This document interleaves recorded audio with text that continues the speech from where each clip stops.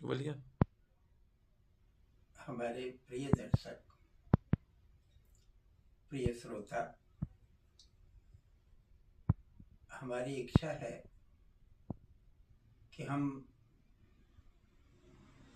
खास तौर पे मैं चाहता हूँ कि अपने दर्शकों को, अपने मित्रों को, अपने माने प्रियजनों को आयुर्वेद की कुछ खास बातें जो अभी तक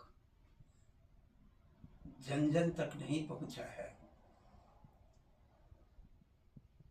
उन बातों को आप आपके आपसे कुछ शेयर करूं, जिससे हमारे लोग, हमारे भारत के लोग आयुर्वेद से के बारे में अधिक से अधिक जानकारी प्राप्त कर सकें। खास तौर पे इसके लिए जानने के लिए यह आवश्यक है कि हम आयुर्वेद के इतिहास को जानें। यदि हम आयुर्वेद के इतिहास को नहीं जानेंगे तो शायद इसकी बारीकियों को हम समझ नहीं पाएंगे। सबसे पहले लोग सभी प्रायः यह जानते हैं कि आयुर्वेद अनादिकाल से है और आयुर्वेद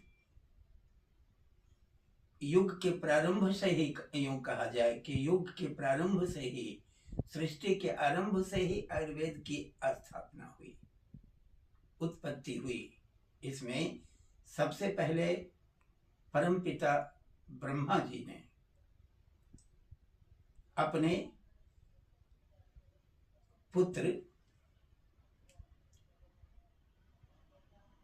दक्ष प्रजापति को आयुर्वेद का ज्ञान दिया। और मैं यह भी बता दूं कि दक्ष प्रजापति उन प्रजापतियों में से थे, उन पुत्रों में से थे, ब्रह्मा जी के उन पुत्रों में से जो बहुत ही ज्ञानी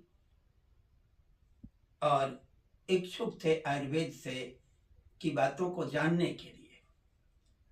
और इसलिए ब्रह्मा जी ने अपने पुत्र, जिनके बारे में यह कहा जाता है कि ब्रह्मा जी के दाहिने हाथ के अंगूठे से इनकी उत्पत्ति हुई। और इन्होंने जब आयुर्वेद के बारे में विशेष रूप से जानकारी प्राप्त